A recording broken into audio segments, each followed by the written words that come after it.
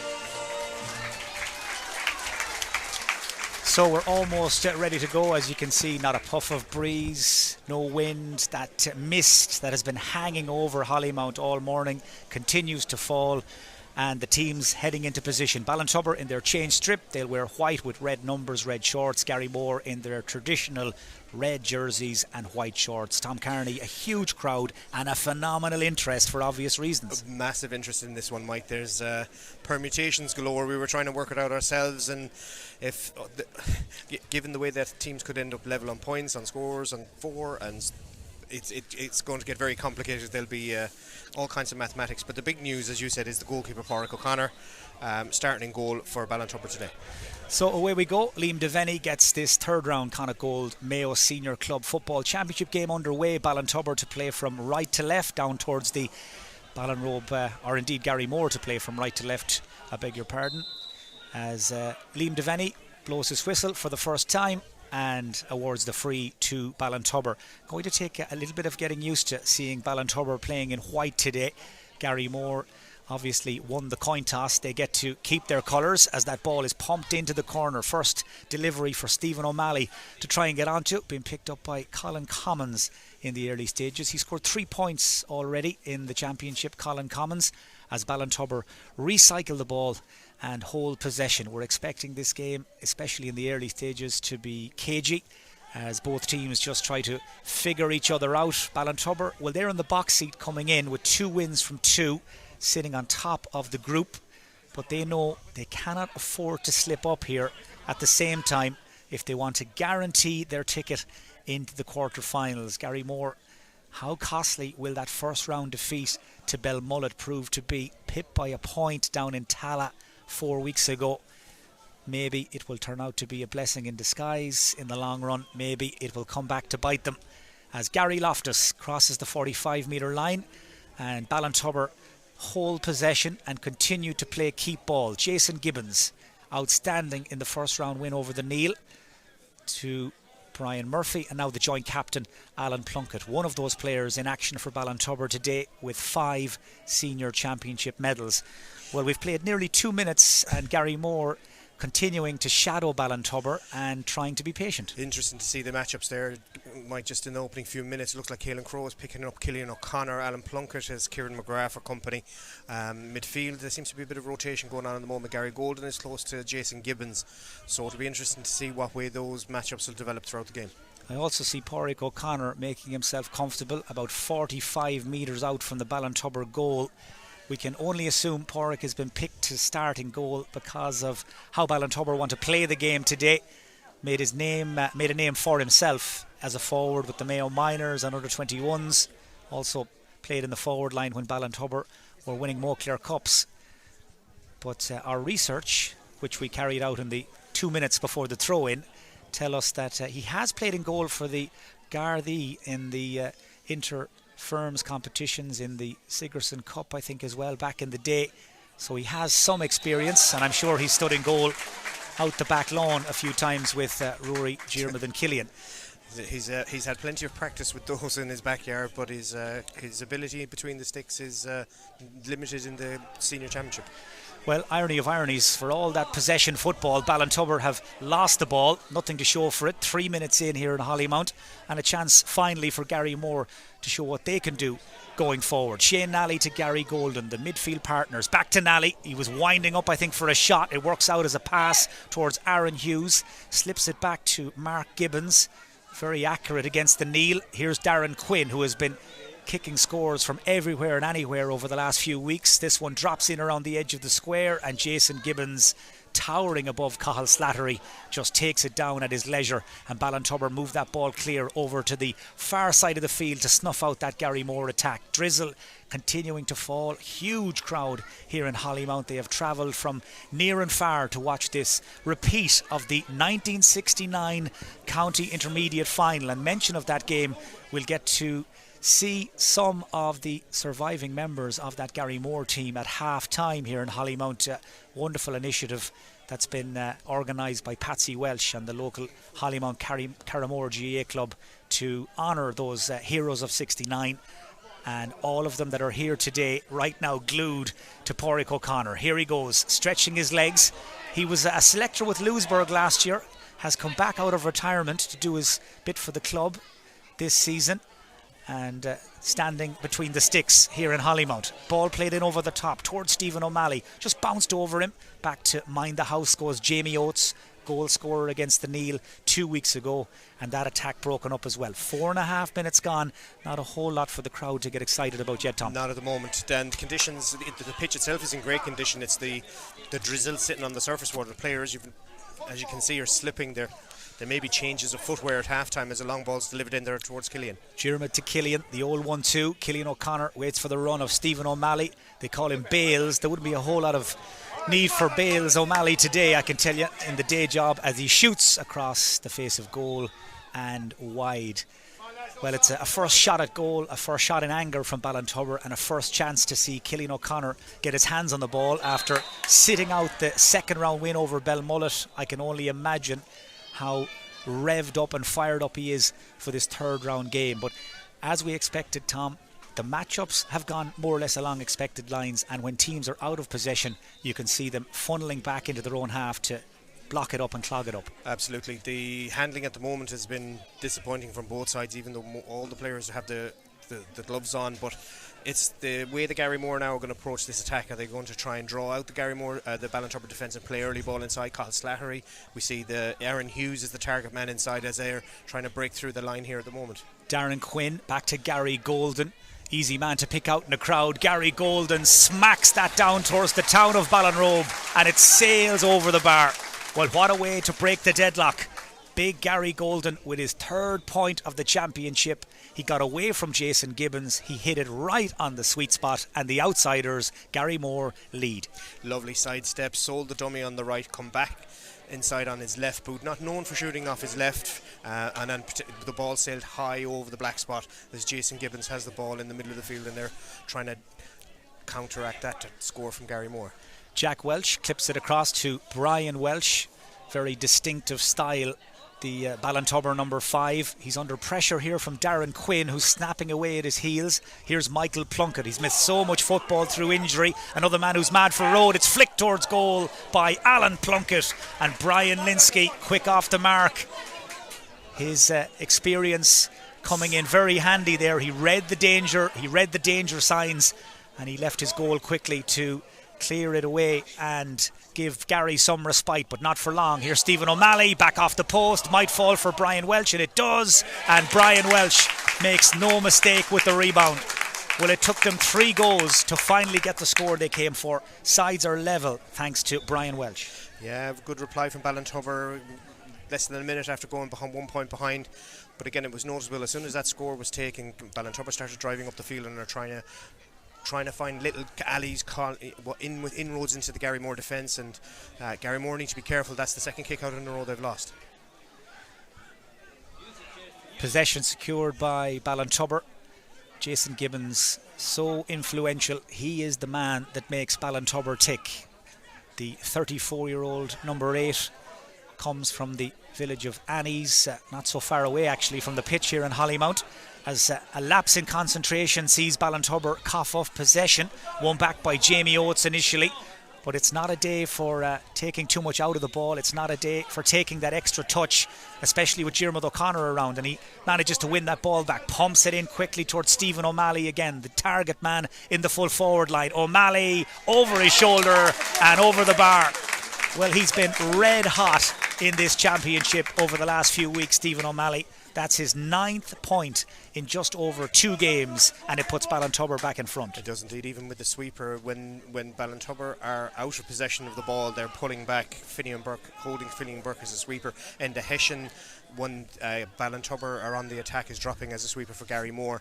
Even with the Stephen O'Malley, he had 2 for company there. Really good shot, taken from 35 metres out on the diagonal, 2 points to 1, and it could be quite an interesting game for the remainder of the half. Well, I was curious who Brian Murphy would pick up today, given that he's done such a good job on Tommy Conroy and Ryan O'Donoghue in the previous rounds. He's actually marking Mark Gibbons, who's the furthest Garrymore man forward, as Keelan McDonald just took a second too long there, had his kick blocked by Shane Nally. Ballintubber managed to win the break, and the ball is in the hands of Jack Welch, heading towards the Garrymore dugout on the far side. Lovely ball into Killian O'Connor, who got out in front of Quillan Crowe and claims the mark confidently. Now, can he finish with the kick at goal? This is first shot at goal. Just had a point from a free before he was sent off against the Neil in round 1. And practice makes perfect. Killian O'Connor back in business, and Ballintubber lead 3-1. They do indeed. Just coming up to 10 minutes gone in the first half here, Mike, and Ballintubber, after that early foray for Garrymore forward, they haven't been able to get out of their own half, and another kick out turned over there. Brian Linsky having a few issues finding his kick-out targets. This time it's Kieran Gavin who intercepts. There's a lot of movement ahead of him. Brian Welch has stayed forward, just didn't put enough behind it, and Brian Linsky, I'm sure, relieved to see that drop short, and he shovels it out as far as Enda Hessian, who's been quiet in the first 10 minutes. Haven't seen a whole lot of Enda Hessian in possession of the ball. Colin Commons to Limog Horkin, and Horkin flicks it outside to David Dolan. Such a famous Garrymore surname. Both Christy Dolan and Danny Dolan played on that team in '69. Garrymore, of course, have been senior since that intermediate win, and looking to drive on and out of the group if possible again this season, as Jamie Oates creeps forward over on that right hand side. Support ahead of him from Darren Quinn, looking to step inside the defender. Liam Devaney is playing an advantage. That allows Darren Quinn to shoot. It goes wide, and now the referee is going to bring it back for the free in to Garrymore, and a chance for them to get their second score. They've conceded 3 in a row, and they need it badly now. They do indeed. They need 3 scores on the spin from Ballintubber have really hemmed them back. As we said, it was noticeable, and the Hessian is sitting very deep when Ballintubber are on the attack. They're slow to bring him forward and just link up in that attack, but that injection of pace can cause problems for any defence, particularly when Enda is carrying the ball and he's carrying it at full tilt. So Darren Quinn to kick the free that he won himself, and a chance for Garrymore to eat into the deficit. It suits his left-footed style. Pádraig O'Connor at full stretch grabs it under the crossbar, and you'd have expected Darren Quinn to score from there, but it's a heavy ball, it's difficult underfoot conditions, and he just didn't put enough behind it. So Ballintubber get off the hook. By the way, latest scoreline in the other game in the group, Belmullet leading the Neil 4 points to no score. So Belmullet off to a good start. Here in Hollymount, it's Ballintubber who are setting the pace early on as Garrymore tried to make inroads. Mark Gibbons though just slipped, and the chance disappeared as quickly as it had appeared initially, as over to the far side goes Cillian O'Connor, just to offer a link between defence and attack. Kieran Gavin forward to Gary Loftus, who had his hand in the air before he'd even caught the ball. He knew what he wanted to do, calls the mark, plays it quickly in towards O'Malley, breaks back to Diarmuid O'Connor. Now Brian Welch, who's spending a lot of time close to the Garrymore goal. Diarmuid O'Connor looking to lose Liam Horkin, instead decides to steady it down, and Ballintubber will reset and recycle, and Keelan McDonald will just take a moment and go back in order to try and plot a way forward. Michael Plunkett just standing outside the 65 metre line, low delivery in towards Stephen O'Malley. Colin Commons had a hand on his back. Stephen O'Malley is causing a lot of problems in the first 10 or 15 minutes. He is indeed. He's seen plenty of the ball early in this first half, and there was really no need to make that challenge on the edge of the D. 30 metres already. It's in prime Cillian O'Connor territory. He's already got one place ball already. But as we said, it's noticeable that when Garrymore break forward, when they played their last two games, they played with an injection of pace when they got inside the 45. They're with the numbers that Ballintubber are trying to get back and trying to resist that kind of forward play, they're able to then counter-attack and in that instance get the free. So 13 minutes gone and Cillian O'Connor steps up to the plate. He's 31 now. Cillian, two-time All-Star, one of the very best forwards in the country, and that is very straightforward for him. Ballintubber, the pre-match favourites, ease 4 points to 1 in front, and starting to look more and more comfortable. They are, and they're able to distribute that ball quickly. As we said before, Enda Hessian was dropping back as a sweeper. I think Garrymore have decided now they're going to try and push him forward. They can't go too far behind. This is a game that Garrymore must win. That was very cleverly done by Diarmuid O'Connor there. Climbed into the air, knocked it down to Jason Gibbons, the two Ballintubber lads on the same page, and well, they might be. They've played together for years and years. They've played in every sort of game, from Kelly Cup to the Connacht Club Championship, you name it, they've done it, as has this man, Gary Loftus. What a stalwart he's been for Ballintubber, and still going strong. A new lease of life since he moved out to number 6, freed up from that corner-back man-marking job. Into the corner to Brian Welch, being pursued by his opposite number, Jamie Oates. Again, Ballintubber confident in their own skills to recycle, take their time, wait for the chance to open up again. Gavin into the corner to Gary Loftus and back out to Jason Gibbons. Gary Golden is his shadow as Ballintubber kick it right back towards their own half of the field, and just for a moment looked like they might be too clever, but works out for Jack Welch. Mark Gibbons couldn't get across quickly enough, and it's tidied up and worked to Pádraig O'Connor. Here he comes again.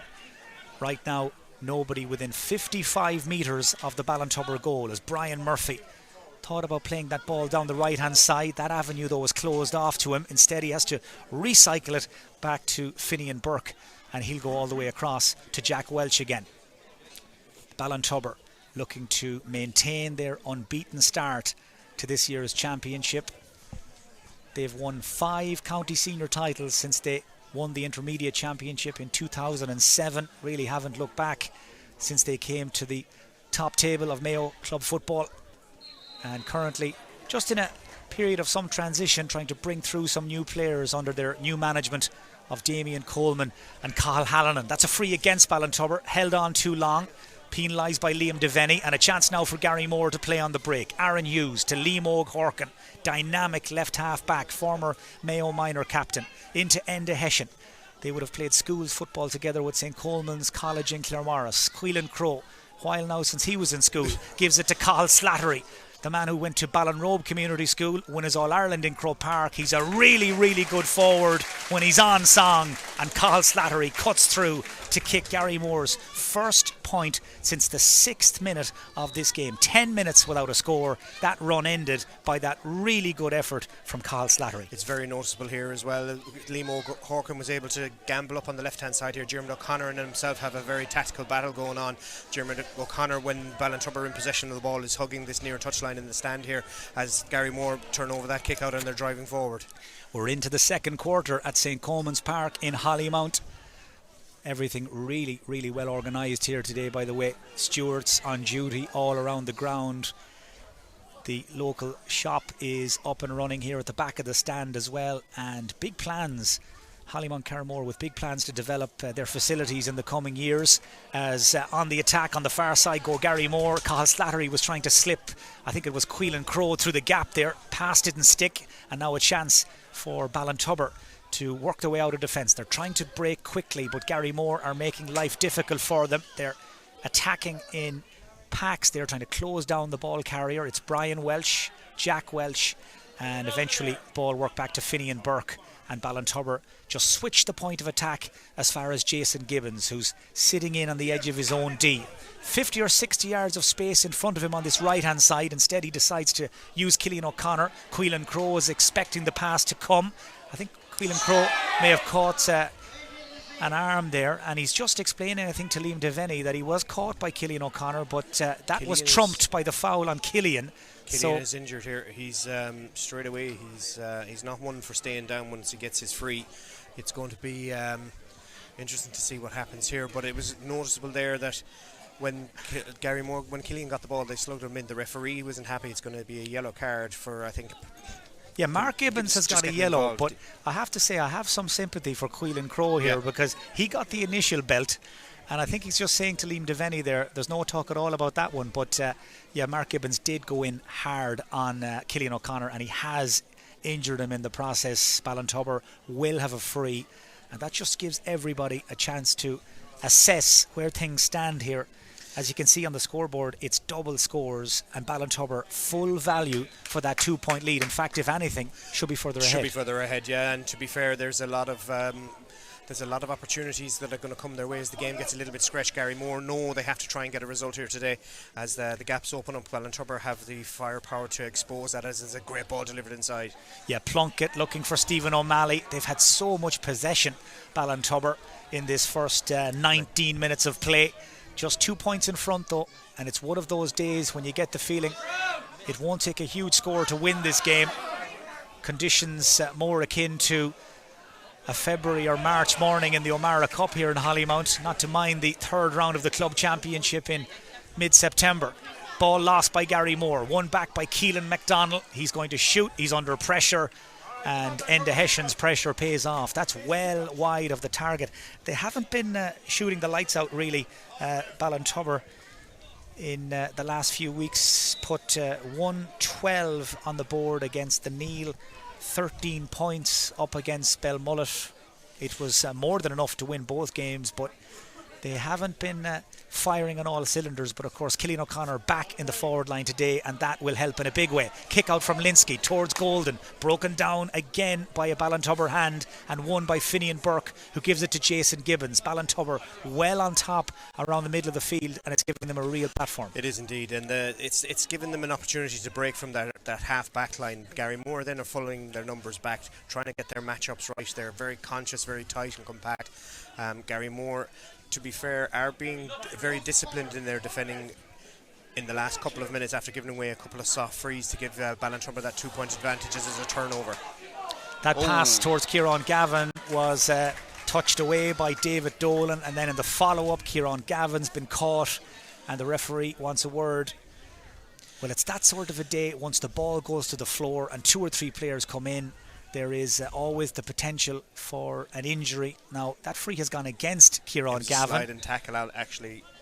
It looked like a sliding tackle, to be fair. Yeah, Kieran Gavin is up on his feet again. That left leg looks a little sore though. Garrymore get the free. They go short. Shane Nally inside to Enda Hessian.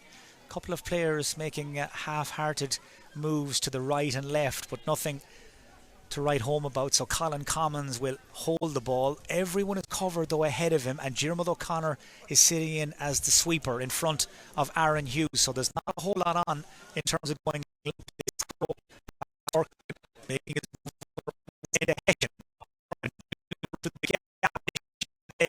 through himself, turns onto it right as he kicks it, and Enda Hessian's effort clips the outside of the post and drops wide. Pádraig O'Connor shot selection not what it needs to be. Yeah, he was rushing. He'd put the jet burners on to try and break through the court, pulled on very quick, slipped his took the shot. It's very noticeable that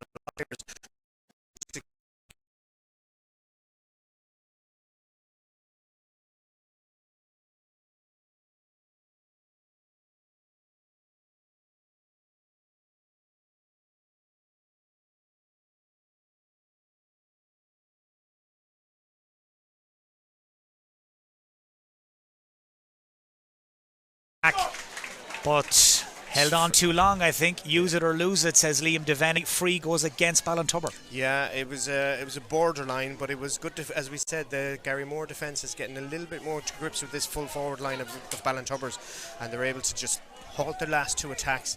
But in the shooting for Garrymore, if they could get execute from distance, Garrymore or Ballintubber are sitting off them a small bit if they were able to get scores from distance to keep them in touch. But as we said, they've only got 2 scores in this half so far.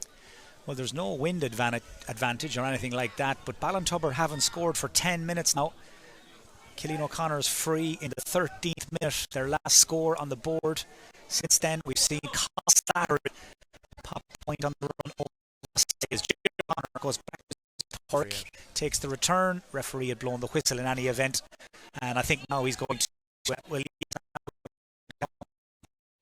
I think Ballintubber didn't hear the whistle. We didn't hear the whistle, and eventually, it ends well. Jim O'Connor, and they'll start again. They'll start from the back, and again, it's Ballintubber are driving through the centre of the field. They're not using the width at the moment, as we said before. Jim O'Connor was holding the wing position very tight to the side, but on the transitions now they're trying to just eke the ball up towards the corner forward. Now the ball played to the flank to Brian Murphy, who'd made a break up field to try and help. Inside to Stephen O'Malley, looking to get Colin Commons turned. Commons shuts the door. Help arrives from Enda Hessian. Ball work back to Kieran Gavin, and Kieran Gavin swings it up and over off his right foot. Really, really good score from Kieran Gavin. That's his 7th point of the championship. He was prolific against Belmullet in round 2, and lovely combination play between Brian Murphy, Stephen O'Malley and Kieran Gavin means that Ballintubber lead 5-2. Good execution from a tight angle. Not easy for a right footer swinging that ball over, but curled it nicely inside the far post. Ballintubber now trying to get the numbers back to halt. Liam O'Corkin is trying to make inroads into the Ballintubber defence. That was Ballintubber's first score for 11 minutes, by the way. As down at the other end, Garrymore come on the attack. They've fallen 3 points behind again. Liam O'Corkin to Brendan Welsh to Enda Hessian.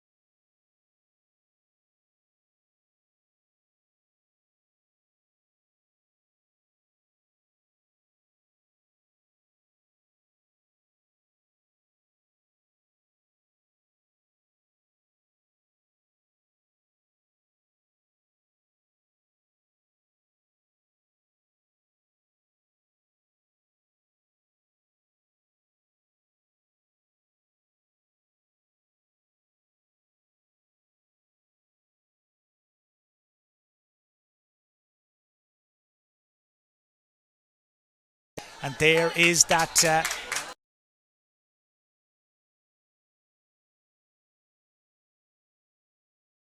Ballintubber lads around the ball carrier eventually, and one of them, I think it may be John Kerrigan, is on the floor. Yeah. Ballintubber have a free. Liam Devaney wants to talk to the umpires, but that, Tom, was a case in point. Once Ballintubber have you where they want you, tight to the sideline, down the middle channel, you name it, they have you. Damien Coleman, Cathal and them have them very, very well drilled in how they want them to protect the D. They don't concede too many goals. As you mentioned earlier, they're not scoring many. But as the free was given, Pádraig O'Connor came tearing out towards the referee, Liam Devaney. He was complaining about maybe the contact. Well, as he tried to, it was Jamie was trying to get round the back there. There was 4 white shirts in front of him, and he had no support coming. They just smothered the attack out and protected the goal. They're in a position now where they can get towards half time, 3 points ahead. There's 3 minutes plus whatever the referee's going to allow. We've had maybe 3 stoppages for potential injury, so there could be 3 minutes plus of additional time. So game restarts. John Kerrigan is okay to continue. Latest score, by the way, from the other game in the group, it's now Belmullet 1-7. The Neil 3 points. Anthony Barrett with the goal for Belmullet. So Belmullet have gone 7 points in front. That's high from Gary Golden on Finian Burke and Liam Devaney is going to want a word with the Garrymore number 8, and that's a yellow, and that was the easiest decision I think Liam Devaney will make today. Very much so. Straight away, Gary Golden turned around, put his hands up, knew it was he was going to have a conversation with Liam Devaney, but again, it's just disciplined defending is what's going to order the day with conditions today. That is some catch from Diarmuid O'Connor, heading away from the ball at full stretch, and he delivers the pass to match into Keelan McDonald. Really good soccer player with Ballyglass. Tries to play this back towards Diarmuid again, who's played a bit of soccer with Ballyhane not so long ago. Now Alan Plunkett, handy enough on the soccer pitch as well. McDonald, lovely dummy solo there, or dummy hop even, to lose Enda Hessian.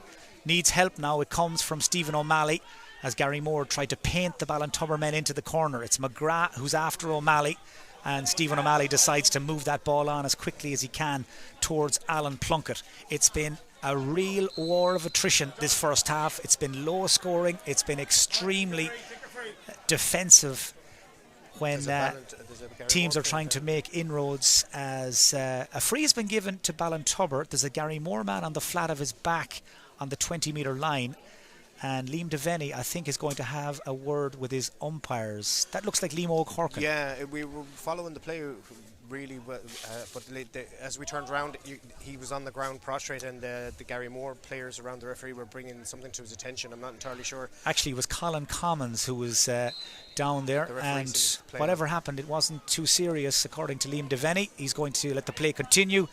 Commons is up, and Diarmuid O'Connor will take the free. Garrymore now looking to defend this. Linsky has left his goal. He's a long way out, and that bounces wide, and Brian Linsky, not for the first time, the most relieved man in Hollymount. Very much so. He came a fair distance to try and get that ball. There was a height disadvantage as well, trying to claim it, and it could have gone anywhere, but thankfully for Garrymore, goes out over the sideline. 5 points to 7 scores in 30 minutes of football.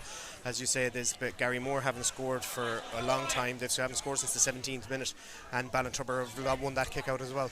Yeah, coming up on 13 minutes now since Garrymore last scored. Ballintubber have only kicked 1 point in that time. Can Kieran Gavin make it 2? Oh yes, he can. Terrific score from Kieran Gavin. 2 in a row from the Ballintubber number 13. And while many of his colleagues are having issues getting their shots away or hitting the target, Kieran Gavin, well, he has found his groove, and Ballintubber lead 6-2. They do, and it's a 4-point lead now, and with Belmullet beating the Neil, Garrymore are going to have to change their tactics in the second half. They're going to find it very restrictive if they continue trying to play counter-attack football against a very disciplined Ballintubber defence. Well, if it stays like this here in Hollymount, and it stays the way it's playing out between Belmullet and the Neil, well then Ballintubber will win the group, and Belmullet will finish second, and it will be very, very cut and dry as Brian Linsky comes flying out of his goal to beat Killian O'Connor in a foot race there to that delivery. He's driven it out into the field behind the goal, I think. It's gone for a 45, but Ballintubber trying to keep the pressure on, because this game just has a feeling if Ballintubber put a few more scores on the board, it'll be a long way back for Gary. It'll be jab, isn't it? To use a boxing parlance, they're just keeping the jab, keep distance and hoping to land a hammer blow. They're not allowing Garrymore any opportunity to break their line. Enda Hessian has tried it a couple of times, as we mentioned, when they use the blanket defence that they've used to such good effect, Garrymore are going to find it harder and harder as this game goes on, because the conditions, heavy underfoot, are going to expel more energy as they go into the second half. So Diarmuid O'Connor to strike the 45. Difficult day for free taking, flick towards goal and caught by Liam O'Corkin. Well, you could hear the collective intake of breath there as that ball flew towards the Garrymore goal, but I'm sure the Garrymore lads will tell you they had it under control. Brian Linsky happy to see Liam O'Corkin, that's for sure, pop up on his left hand side, because had that flown into the net, well, Garrymore had a mountain to climb. As the mist and the rain gets a little heavier here in Hollymount, the Garrymore boys of 69 will have to have the umbrellas out for the half-time meet and greet, as over on the far side, Enda Hessian flicks it inside to Carl Slattery, looking to change direction. Tries to get away from Brian Welsh, still going. 2 or 3 Ballintubber men after him. We're into stoppage time at the end of the first half. Garrymore chasing what would be just their 3rd score of the half. Crow forward to David Dolan. This is what they did so well against the Neil, getting defenders into attack. Darren Quinn's shot, though, lacked the power to cause any problems, and Jason Gibbons mops it up back to Porrick O'Connor. And yet again, a Garrymore attack that promised so much. Well, it ends fruitlessly, and Liam Devaney blows the half-time whistle. There's a bounce in the step of Cillian O'Connor and Ballintubber as they head towards the dressing rooms, Tom. Dressing rooms, I gather, that have been refurbished recently, so there'll be plenty of home comforts for Ballintubber and Garrymore when they get in there. But I'd imagine Martin Maloney in particular won't be admiring them. He has a big team talk ahead. Massive team talk to do here. I mean, with 4 minutes, inside, they get the first score of the game in the 6th minute. They go further 11 minutes before they get their second score, and they haven't scored, as we said, since that score in the 17th minute. Garrymore, for all their possession, when they do get the ball, they're just not able to break that Ballintubber screen. As in that last attack was a typical example. They had 4 players inside the large D. They were happy to let Ballintubber have the ball from distance. Nobody's putting their foot through the ball to keep the scoreboard ticking over. They're trying to punch the lines and get goals. Ballintubber are happy to pull back on 5 different occasions. They had 15 players in their own half and then try and break at pace. They're not making enough use of Aaron Hughes if they're going to play him as the focal point of the attack. He's drifting left and right. They don't have an option then when they do turn over that ball, because they have one ball in the middle of the field. Midfield hasn't really got a grip. Shane Nally, Gary Golden, even though Gary got a very good score, Jason Gibbons has just been quietly effective, getting the ball, moving it on. Cillian, by his own standards, even though he's got 2 from frees, he's been quiet. Dermot has been, again, another player that's been going under the radar. What Garrymore really need is they really need their big players to stand up now in the second half. They really need the likes of Shane Nally.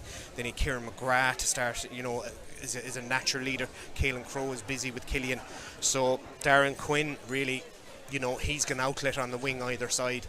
So again, I think it might be a change of tactics. They have to come out and win. They have no choice now. They have to go for it. So that's it from us for the moment. Just to recap, if it stays like this, Ballintubber top the group and go to the quarter-finals as number 1 seeds, and Belmullet would qualify in second. But still, half an hour to go. A lot could change. Just to recap, half-time in Hollymount, it's Ballintubber lead Garrymore by 6 points to 2. Don't go away. We'll be back shortly with the Garrymore team of 1969.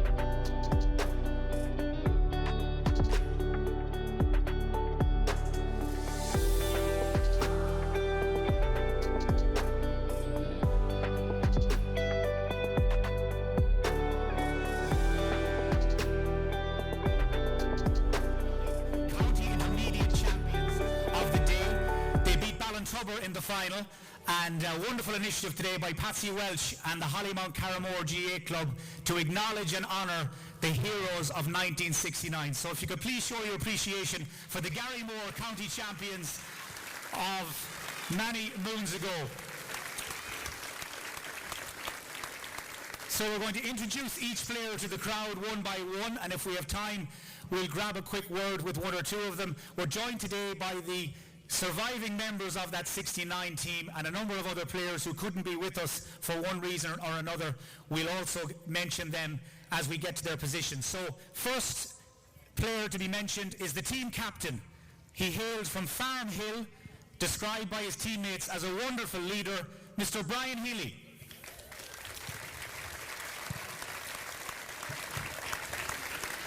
The Garrymore goalkeeper of 1969 needs very little introduction.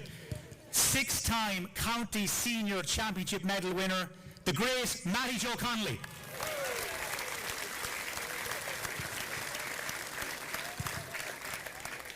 The cornerback on the team, unfortunately no longer with us, the late Tom Tierney from Foxhall, one of many of the Garrymore players remembered as Teak Tough. Full-back on the Garrymore team of 69, from the village of Carrowkeel, a brilliant fielder who represented his county, Mr. Joe Mellett.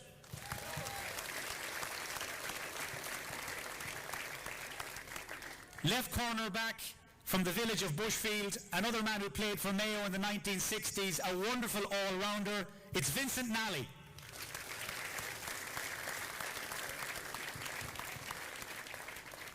Right half-back, a man who played Hogan Cup football with St. Jarlath's, described as shrewd by his teammates. Make of that what you will. Declan Heaney.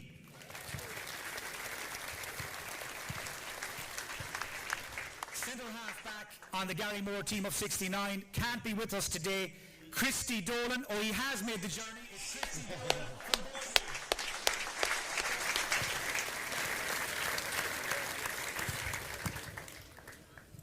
I mentioned Brian Healy already, so we'll move on to midfield, and this is a man who has his history written in folklore of both Garrymore and Mayo football. From the village of Pulbawn, a six-time county senior championship medal winner, the great Danny Dolan.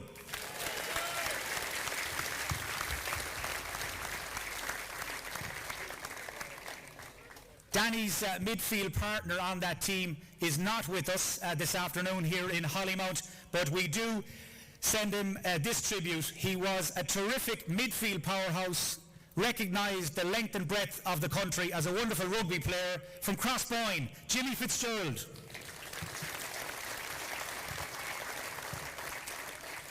Wearing number 10 in that county final, representing the village of Ballyglass, became the oldest player to come on for Mayo in that infamous 1985 All-Ireland semi-final against Dublin, Billy Fitzpatrick.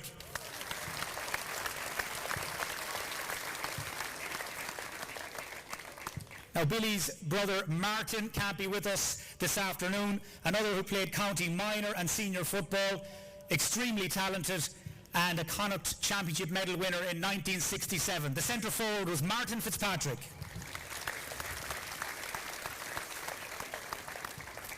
Number 12 on the team of 69, from Anfield, a teak tough cornerback, but a handy wing forward that season, Willie Connolly.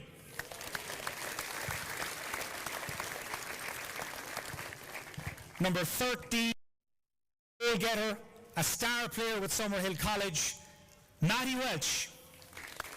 Not with us this afternoon. We also remember the late Tony Hines from Cahir, a big, strong target man and the focal point of that Garrymore team that went senior in 69 and have been senior ever since. We remember the late Tony Hines.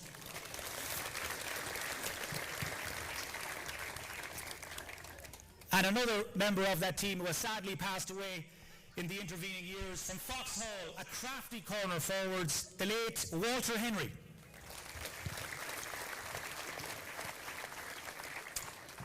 Moving on to the substitutes, in no particular order, a man from Scordawn who had a great knack of scoring fisted points, Billy Fitz tells me, Colin Conway.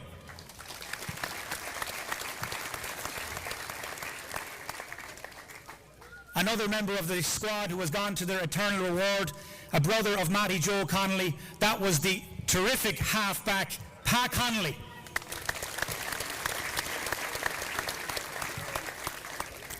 From the Heath, he was young, he was talented, and he was a real impact sub, Jarlath Murphy.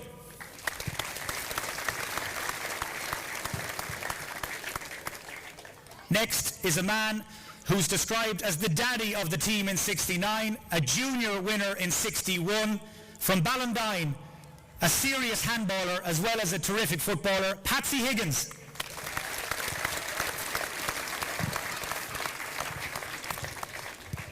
Next up, a tight marker, a solid defender, and one of the infamous Dolan family, it's Jimmy Dolan.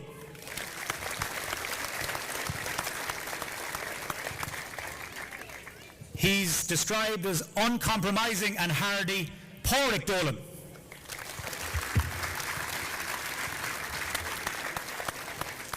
John Woolley can't be with us this afternoon. John Woolley from Crossboyne, another key man in that Garrymore squad.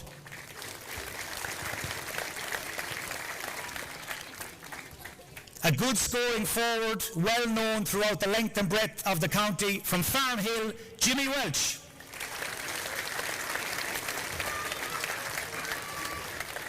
And last but not least, another of the impact subs, please show your appreciation for Matty Slattery.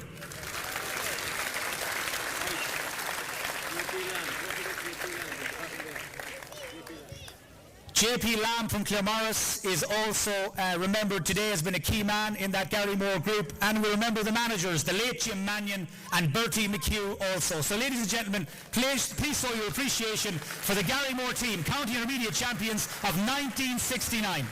Okay.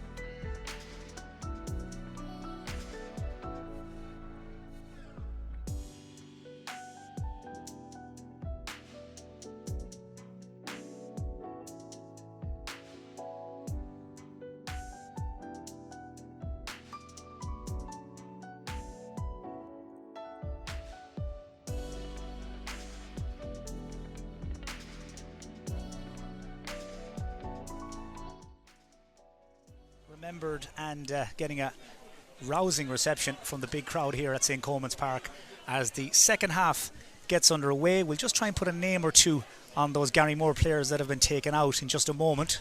We'll stay with the play. That's Diarmuid O'Connor, and that drops short, and Brian Linsky starts another counter-attack for Garrymore. Yeah, it drops short. Just Garrymore have to come out. I'm sure the team talk at halftime was very, very lively. I'm sure the manager wants them to come out and just have a right go. The conditions, as we already mentioned, aren't ideal, but it's going to have to be Garrymore. They're going to have to try and chase this game. They have a 4-point deficit as things stand. It's going to be difficult, but if they can engineer an early couple of scores, close that gap, you don't know which way the game will go. Ballintubber could get very nervous as Shane Ellie delivers a long ball inside. Yeah, pumps it in towards Darren Quinn. He's got Brian Murphy and Keelan McDonald in close attention. And that's a foul by Micheál Connolly on the defender as he tried to move up the field. Just trying to see who's gone off. I think it might be Brendan Walsh from the Garrymore team. Aaron Hughes has drifted out to the half-forward line. Garrymore trying to backpedal here. Ballintubber on the attack. Yeah, it's Keelan McDonald coming down along this left-hand side, making headway. Keelan McDonald shoots, just wide on his own side. Well, you could see why Martin Maloney felt the need to make changes. That attack just not firing at all. 2 points after 32, nearly 33 minutes of the first half. Nowhere near good enough at this level, and no score at all for the last 16 or 17 minutes of that opening half. By the way, Darren Quinn has moved closer to goal now. Brian Murphy picking him up as Liam O'Horkin attacks down that far side of the field. Tries to set up a shooting chance. Garrymore need a score badly, and they get it. That's a terrific kick from Mark Gibbons. Well, I mentioned earlier that he was really on song in the second round win over the Neil, and if he gets a chance, if he gets that half a yard, that step on the defender, he's really accurate, and that was a deadly finish. Super finish, and that's the kind of start Garrymore needed in the opening 4 minutes of this half. They need to start laying down a marker, start getting that Ballintubber defence playing back towards their own goal, and they've got the sideline ball here and they're back on the attack again. So double scores in Hollymount, 6 points to 3 as Kieran McGrath comes forward. Now Darren Quinn has gone down in some pain just ahead of the ball, and now referee Liam Devaney is going to stop the play to allow him get some attention. Now Brian Murphy was alongside him, and it looked like Darren twisted his ankle awkwardly. That's the linesman James Regan, I think, having a word with Liam Devaney just to fill him in, and by the looks of things it was accidental, and let's hope it's nothing too serious, because for Darren's own sake and also for Garrymore's sake, this is the last thing they need. Absolutely, he's been in superb form throughout this championship. He's one of the players that I'm sure that they were going to use, as you said, to move him closer to goal, deadly inside from 30 metres out. If he gets any kind of separation from his defender, he's a tough task now in the second half. Brian Murphy's dealt with some of the best forwards in the county, the likes of Tommy Conroy, Ryan O'Donoghue. He's played them off the park, so Garrymore will be hopeful he can last the distance. So Darren Quinn yet to score in this game, hit 5 points against the Neil, 1-1 against Belmullet, but his reputation has preceded him, and Ballintubber have given the job today to Jack Welch. That's a big job for a young defender, but he has stuck to his task diligently as Killian O'Connor comes under all sorts of pressure from Quillen Crowe. Well, they have never been too far from each other's side since the game started. They know each other well from their days together in the Mayo squad. I gather they're good friends off the field, but Quillen Crowe just letting Killian know he's there. Liam Devaney just letting him know to calm it down. If there's another foul, it could be a card.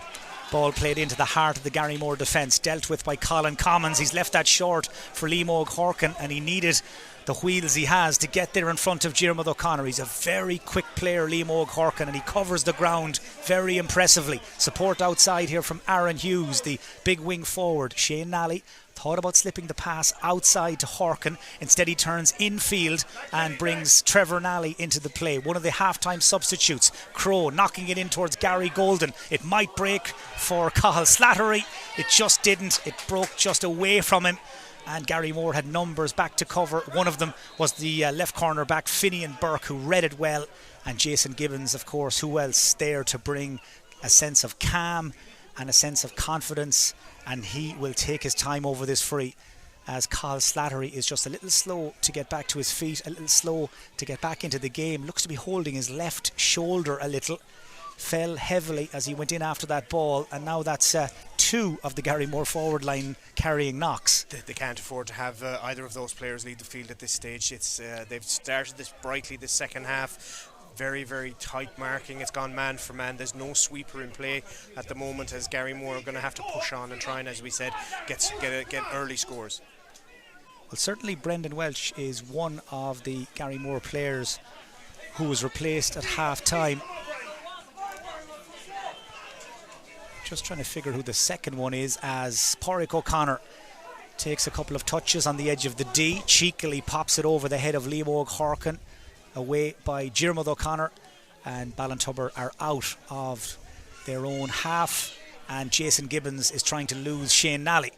Here's Michael Plunkett coming at an angle on the burst, goes past 3 Garrymore men, taken down by Trevor Nally. Well, you could see what Michael Plunkett was thinking, and Trevor Nally could too, and decided it was time to stop his run, put a stop to his gallop, and stop that attack at source. But every time Ballintubber inject pace into the move, they look dangerous. They do indeed. I think the cornerback David Dolan has been withdrawn for Trevor Nally.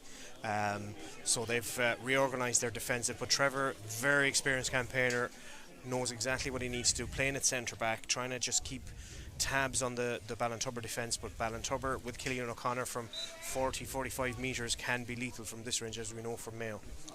So Killian O'Connor looking for his third point of the day. Ballintubber are keeping Garrymore at a safe distance. They're using all their experience, their big game know-how, looking to push that margin out to 4. Not on this occasion. It's another wide for Killian O'Connor. It's 4 wides in total for Ballintubber. And on a day like today, every one of them count. Every one of them are beginning to rack up as Garrymore goes short with the kick out. Gary Golden back to Colin Commons. Well, if Garrymore were to score a goal in the next few minutes, then things would really get interesting, because, as we told you earlier, a Garrymore win here and this group suddenly gets very, very complicated. But a win for Ballintubber, and it's plain sailing for them and for Belmullet, assuming Belmullet continue to tip along in front against the Neil, which at this stage looks a fairly safe bet, as Enda Hessian tries to carry the ball from deep. 2 Ballintubber men unable to stop him. Now Shane Nally. Again, his first instinct is to turn and go back as Ballintubber shut off all the possible avenues of attack. They're so well set up defensively. So much work done with them by Damien Coleman, Cathal Hallinan and the rest of the management team. And Garrymore are finding it very difficult to find any obvious gaps. And the scoreboard tells its own story as they go from left to right and back left again. The game has settled back into the pattern it had sort of in the second quarter. Ballintubber have every player behind the ball at this stage inside their own 45. They have no outlet. Garrymore are happy to push high. They're holding 3 across the middle, and they're able to just, as you say, switch that ball from left to right. It's noticeable that when they do drop players like Ballintubber, they're sitting 3 in front of the goal, and as we said, they're protecting that large square. Well, the longer this game goes on, the more it becomes apparent that Ballintubber have studied Garrymore very, very closely. They have cut off so many of their attacks, anticipating what they were going to come with. So Garrymore will have to come with something different as Trevor Nally drives that free high and wide, and they just cannot afford to be missing those chances. Just 3 wides. But that, probably more than anything, just sums up how difficult they're finding it to have a shot at goal. 3 points and 3 wides. 3 points, 3 wides. They've hit the post. The goalkeepers fisted a couple away. Pádraig O'Connor hasn't really been troubled. You would have expected them maybe to take take advantage of his unfamiliarity in recent seasons with the position, but he hasn't been threatened. He's been comfortable. It's been fairly straightforward as Ballintubber introduced a substitute. Number 23, Jamesy Finnerty's on, and I think it's Alan Plunkett who's gone off. It's actually a double substitution by Ballintubber. Jamesy Finnerty, who came off the bench and looked very lively against the Neil, he's in for Alan Plunkett, and the wandering minstrel himself, Milo Kelly, here he is, right on cue, is in for Gary Loftus. So one experienced defender for another, and one dangerous forward for another at the other end, as Damien Coleman and Cathal Hallinan freshen things up in an effort to put this game to bed, in an effort to stamp their authority on this match once and for all, because Ballintubber are 3 points ahead. They're in complete control, and yet Garrymore get a run on them or put the ball in the net and things could change. The permutations will change. The crowd that's here, the big crowd that's here watching this from both sides, Garrymore's crowd will encourage their players. Ballintubber, the seed of doubt, will be playing in mind, but they're playing a little give and go here, trying to get through the channel. They're trying to pick their way through. It's Milo Kelly again, looking to use that cuteness across to Keelan MacDonald. He's got the legs to try and stretch Garrymore. Shane Nally and now Liam O'Corkin double up on MacDonald, who's forced towards the corner, recycles it back to Jack Welch. Jack Welch under pressure. Keelan MacDonald likewise. Garrymore leaving Ballintubber with very little room to manoeuvre, but that's where Cillian O'Connor is worth his weight in gold. Gets his hands on the ball, sprints into space, gives it to his brother Diarmuid, and now he'll try and mix it up a little. Gary Golden is after him. Just two Ballintubber men behind Diarmuid O'Connor. One of them is Brian Murphy, the other is the goalkeeper, and instead they switch it to this left-hand side and to Finian Burke. Top of the left there, you could have nearly thrown a blanket over about 15 players in that corner. That was getting so tight. Garrymore again trying to mirror the Ballintubber defensive model, pull everybody back inside their own half, and they've forced them all back to their own 45. The bad news for Garrymore is that Ballintubber haven't conceded a goal yet in this championship. Kept both the Neil and Belmullet out, shut them out in both of those games in the group. And on the evidence of what we've seen so far, Garrymore are going to struggle to create a goal scoring chance, let alone stick one in the net past Pádraig O'Connor. Now Jack Welch is in Liam Devaney's bad books here. He wants a word. Just didn't like the way he went in on the Garrymore man there. Kieran McGrath using all his experience as well, and to be fair, it was going to be a yellow card, leaving the foot in as he's going down for the ball. The referee Liam Devaney has been very strict on that throughout the whole game. So another yellow, this one for Jack Welch. And I know a lot of people watching may have been in Garrymore last night to watch the intermediate championship game between Ballinrobe and Hollymount Carramore. Certainly a lot of the big crowd here would have taken that game in last night. Really is like night and day comparing that game to this one. That game, a free-flowing spectacle, two teams going for it, finished up 118 to 211. This game today, well, this is the reality of senior club championship football with so much at stake. Two teams playing for a place in the quarter-finals and nobody prepared to give an inch. Still 6 points to 3. We've had one score since half-time. That came from Mark Gibbons. Now Diarmuid O'Connor on the break. Chasing after him is Cathal Slattery. Kieran Gavin is just ahead of him. Diarmuid O'Connor gives it to Gavin. Gavin lets fly.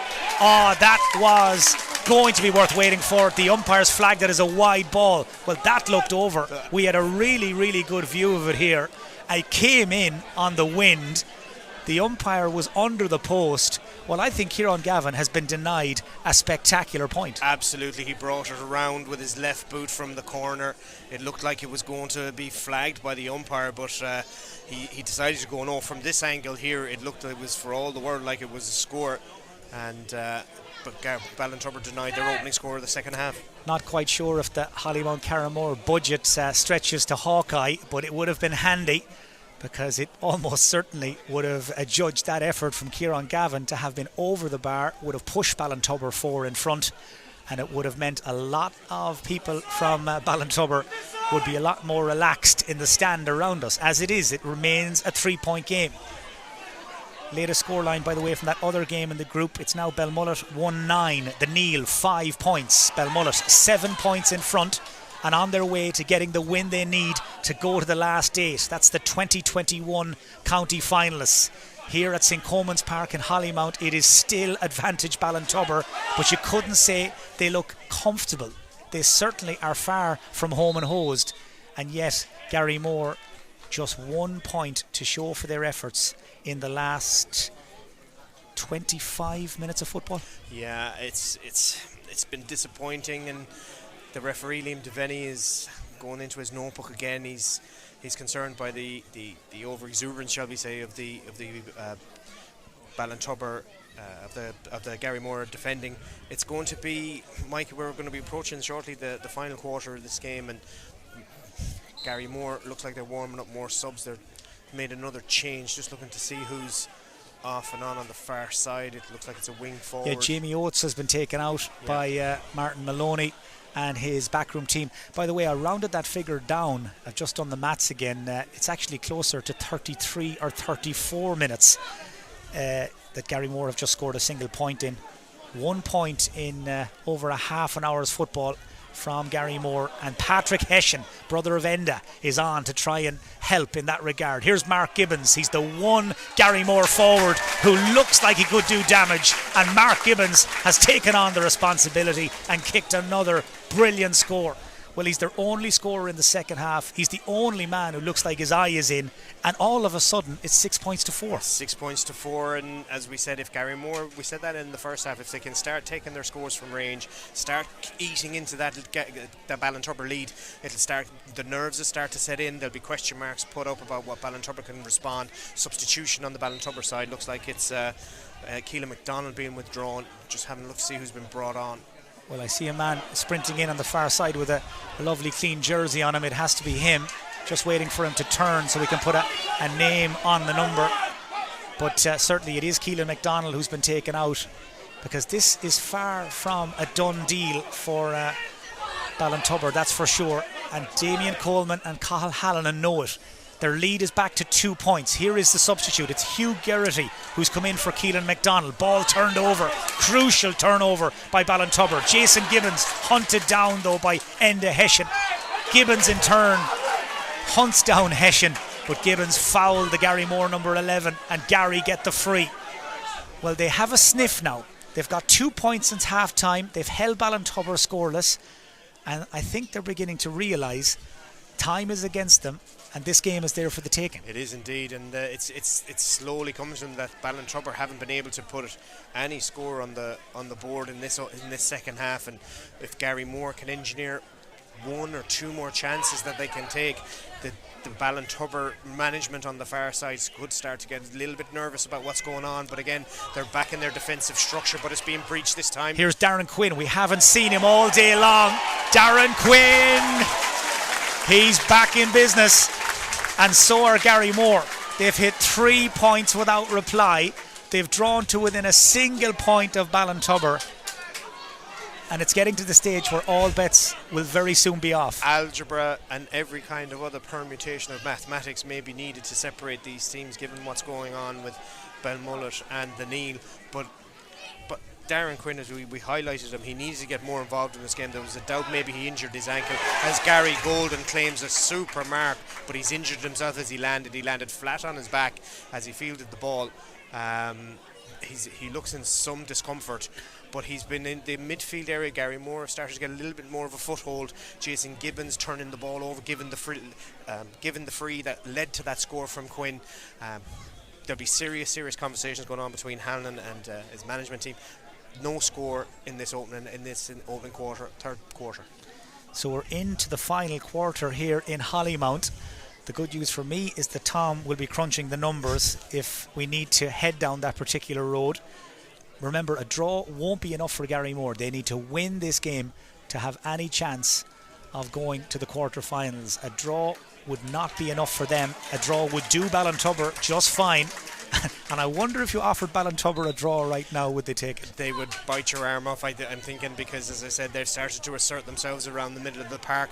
Ballintubber have gone quite defensive, conceding the 2 scores. It's been very, very interesting to see that their line has dropped. Their half forward line has dropped into their half back line. Their midfield has gone missing. They need to try and, at that time, they turned the ball over right in front of the Garrymore dugout. And remember, there's no breeze here, there's no wind advantage, and also remember, at half time Ballintubber led by 6 points to 2 and looked like they were in the driving seat, but they just have lost their way in this second half, and they've completely run out of ideas up front, and the scores have dried up as a consequence. Here's Brian Welsh looking to get something going, but Garrymore have filled in all the gaps. They're picking up men left and right. Michael Plunkett now gets a chance to get on the ball. Ahead of him is Jamesy Finnerty. Finnerty, certainly if he gets room to pull the trigger, he will, but right now he's tight to the sideline. Couldn't really be much further away from the Garrymore goal, as Brian Welsh finds himself right back where we started about 30 or 40 seconds ago, and you can feel the Ballintubber crowd getting impatient now. They want to see more proactive play from their team. Diarmuid O'Connor looking to gallop down along that right hand side. One man ahead of him is Stephen O'Malley, looking to lose the Garrymore number 6, Kieran McGrath, but McGrath has been around the block as O'Malley shoots over Kieran McGrath, who got a hand to it, and that will be a 45. But they're having to work so hard just even to get a shot off. 4 forwards in that right corner, only one player on the edge of the square inside, which was Michael Plunkett. Nobody making a line, nobody trying to break through the Garrymore defence, and it takes a shot from a tight angle. Luckily gets the deflection, which Cillian O'Connor is going to have a go at here, and this will be their first score. But the concern for Ballintubber will be, as you said, Michael, they haven't scored in so long. Cillian O'Connor has kept them in touch with frees. Kieran Gavin's got a couple, but as it stands at the moment, it's a 1 point game, and it's everything to play for Garrymore. Latest score from the other game in the group, it's now Belmullet 2-9, the Neil 6 points. Cillian O'Connor standing over this 45. He has kicked so many big frees and 45s during his career, and this one, believe it or not, is up there with the biggest of them, because it's just at such a crucial stage, and he slipped, and that really sums up Ballintubber's second half. Anything that could go wrong more or less has gone wrong in terms of their attacking play. They just cannot buy a score. They cannot execute at the moment. They're not finding them. In the first half, they were able to move the pieces of the Garrymore defence around, pick little pockets, get their scores, go on a little scoring run. They had a burst of 4, got the 2 just before half time to give them that little bit of a window. But you have to say the changes that the Garrymore management have made a big impact on this second half. Well, if things don't improve here fairly soon, Tom, I think things are gone so bad the crowd will be discussing the Ireland-Tonga rugby match. It's at that stage of the game now. This game has completely got bogged down in the middle third. Ballintubber are going back and forth and struggling to get within sight of the Garrymore goal. And Garrymore right now happy to sit in and wait for their chance to break. Stephen O'Malley kicks it across to the far side towards the substitute, Hugh Gerrity, looking to get turned onto that left-hand side. Brian Welsh again, looking to move around the field and pick a pass inside to Jamesy Finnerty. Angle is just a little too tight even for Jamesy. Stephen O'Malley is going to take it on. Stephen O'Malley looking for the spectacular score, and Stephen O'Malley has got it. Well, it's hard to overstate just how important that score is from Stephen O'Malley. It's Ballintubber's first score of the second half, and a massive sigh of relief among the Ballintubber ranks. But it's still not comfortable, Mike. There is that edge to it. Garrymore have been the far better team in this second half. They've just taken the game to Ballintubber. As you said, when it does get bogged down, it's getting bogged down in the middle to the middle third area, and Garrymore now have lost the ball inside their own half. So it's a little bit more breathing space for Ballintubber, but not a whole pile on the scoreboard.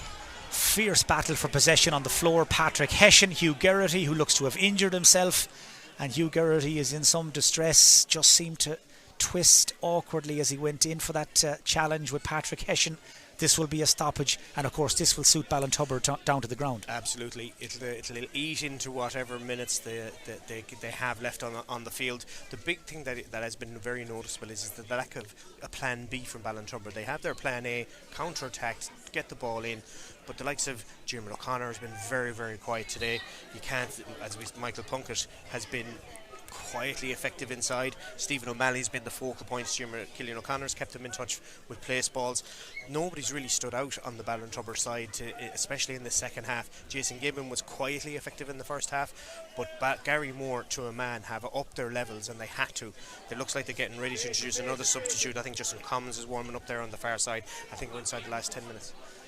So the clock is counting down here at St. Comans Park in Hollymount. The clock counting down on Garrymore's senior championship for 2023, because if they're beaten here, their season is over, and Ballintubber are trying to kick for home. Kieran Gavin down the line towards Jamesy Finnerty. Kieran McGrath moves across to try and close down the angles. Jamesy would have him for pace, but Kieran McGrath holds him off just long enough for the support to arrive. Cillian O'Connor brushes aside Quillan Crowe, looking to combine with Diarmuid O'Connor. It's all very untidy though from Ballintubber. The ball is slippy, the underfoot conditions are soft and heavy, and it is not a day for playing fancy football, that's for sure, as Finian Burke takes a couple of touches and decides discretion is the better part of valour, as does Jason Gibbons, and he'll go all the way back to Jack Welch. Pádraig O'Connor is dying to get his hands on the ball. He's made himself available once or twice, not used though. Brian Murphy instead will accelerate into the centre.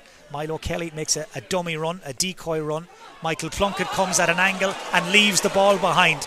Just quite literally took his eye off the ball, and the Ballintubber crowd here in the stand around us cannot believe it. That unforced error means that Garrymore are on the attack again. Liam O'Corkin inside to Darren Quinn, sneaks a look at the goalpost, looking to move into his shooting range, still going, pops it ahead to Mark Gibbons. He's in the sort of form that he'll shoot from anywhere, and that kick is half blocked by Finian Burke, and Garrymore will get a 45. But Ballintubber making life so hard for themselves. They've turned the ball over numerous times as there's the substitution here is being made. There's a substitution on the Ballintubber side as well.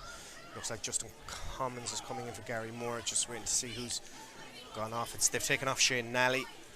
Trevor Nally's been pushed higher up this pit in the last few minutes of this game. Ballintubber have made a change. They're taking off. I think is it John Kerrigan. Welch. No, is it John Kerrigan, I think, is heading towards the dugout on the far side. Yeah, and it's Joe Garrity come in for Ballintubber. By the way, Ronan Murray has just scored a third Belmullet goal. It's now Belmullet 3-9, the Neil 7 points. So the Neil are heading for the relegation playoffs. Where are Garrymore heading? Mark Gibbons will give us a clue with this kick. Mark Gibbons with the 45 strikes it away to the left. Needed to score it and went very, very close. 5 wides. Yeah, it's those could come back to haunt them. It had the distance. It was just leaking to the left-hand side. It's been noticeable now, as we said. Garrymore are trying to keep a higher line. They're trying to hold players on the 45 of Ballintubber. If they can turn over that ball, Ballintubber have shot themselves in the foot on a couple of occasions. Again, the conditions getting there, slippy ball as the kick out goes way out to the far side towards Gary Golden and Jason Gibbons. We're into the final few minutes here, the final few minutes of normal time at least. That's a push, and ball touched on the ground, says Liam Devaney. Free to Garrymore. Gary Golden clips it into the centre to end a Hessian. It's all hands to the pump now for Garrymore. A goal could win this thing. They need a couple of points to get back on level terms, which wouldn't be enough anyway to deny Ballintubber a place in the quarter-finals or to save Garrymore's season. It's win or bust for Garrymore. Gary Golden to Trevor Nally. He's going to shoot. He has to shoot. Nally from 45 metres has hit the target. Well, Trevor Nally, he has never let Garrymore down, and he's come up with a big score in a big moment to make it 7 points to 6. You were wondering where that attack was going. Quinn had come far out to the middle of the field to win the ball.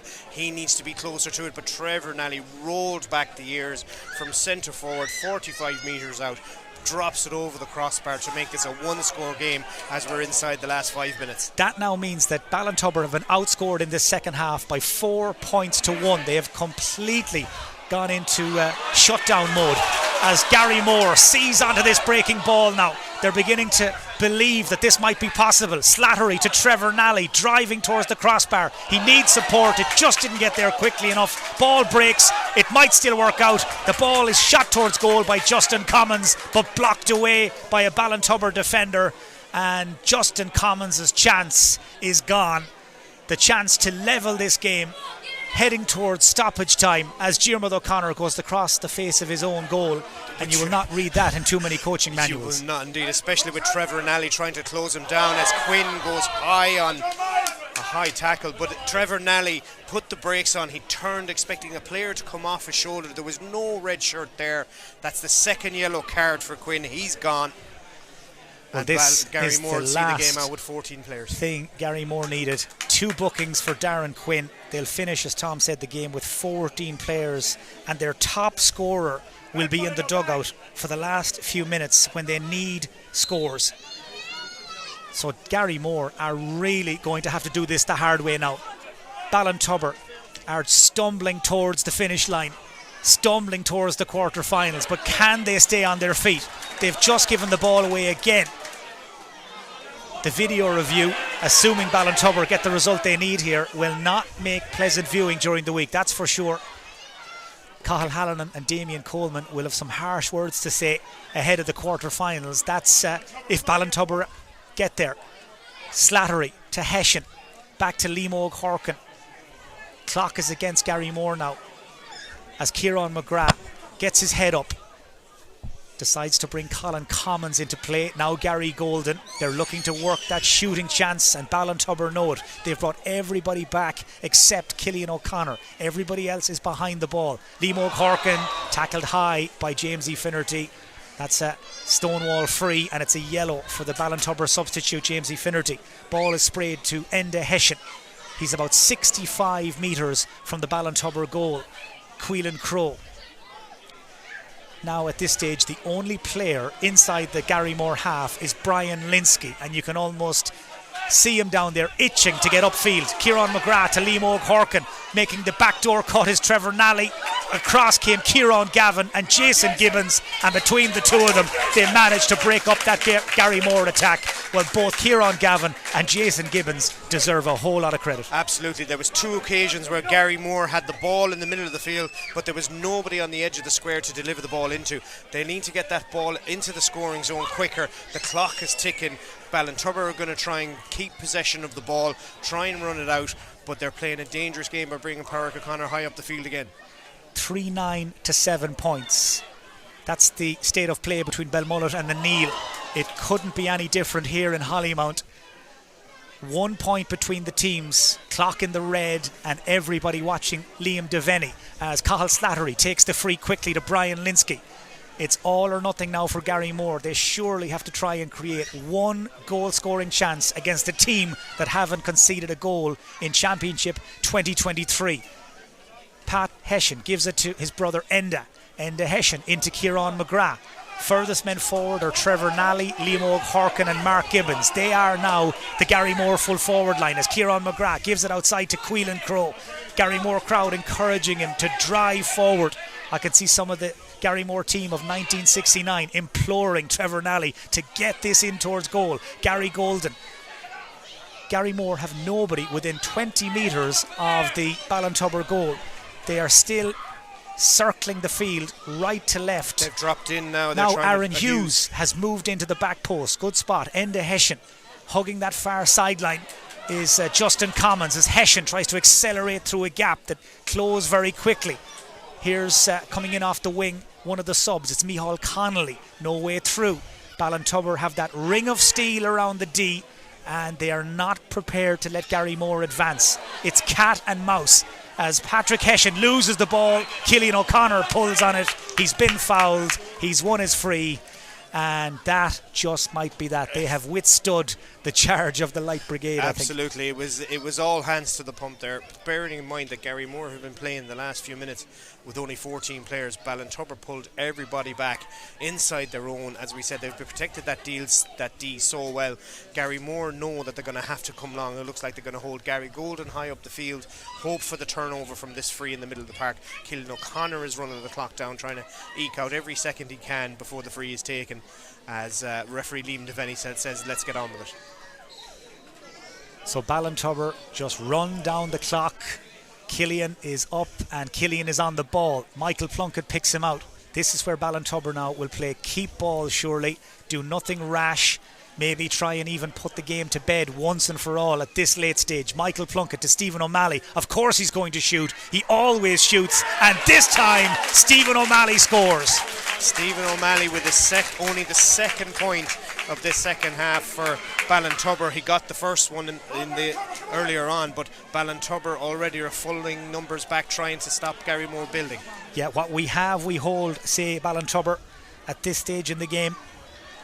They're not prepared to give this up at this stage. We are deep into stoppage time as Queelan Crowe comes again. Garrymore, they just never know when to quit. And here they drive forward once more. Foul and a free and a chance for Ballintubber to reset the defence.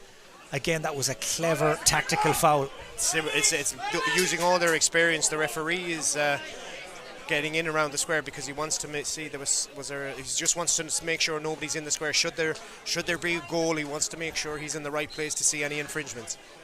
Kicked in by Mark Gibbons. Gary Golden scuffs his shot, gathered back there by Liam James Devaney Finnerty, and there goes the full-time whistle. Garrymore's best effort comes up short here at St. Coman's Park in Hollymount, and it's Ballintubber who advance to the quarter-finals of the Mayo Senior Club Championship as group winners by virtue of this 8-6 win that knocks Garrymore out of the championship and will see Belmullet qualify in second place in the group.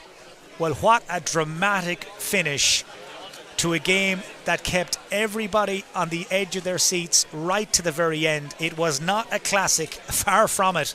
It was one of those games that will be forgotten, I think, by possibly the end of the week in terms of the quality as a spectacle. But a win is a win is a win for Ballintubber, and they will march on and back to the quarterfinals. That's it from us here at St. Coman's Park in Hollymount. My thanks to Tom Carney for his company and analysis. My thanks to Brian Murphy for all his great work behind the scenes. And of course, our thanks to Mayo Credit Unions, our sponsors of our club championship coverage here on Mayo GATV. It was 6 points to 2 at half time to Ballintubber, and they've ran out 8-6 winners. They march on. Garrymore's championship has come to an end.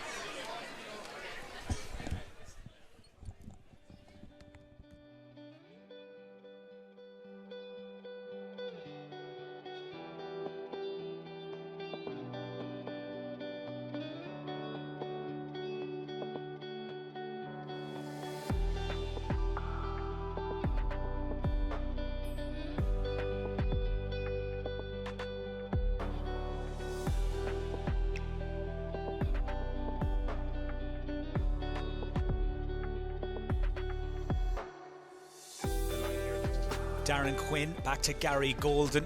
Easy man to pick out in the crowd. Gary Golden smacks that down towards the town of Gary. Some respite, but not for long. Here's Stephen O'Malley back off the post. Might fall for Brian Welch, and it does. And Brian Welch pumps it in quickly towards Stephen O'Malley again, the target man in the full forward line. O'Malley over his shoulder and over the bar. First shot at goal.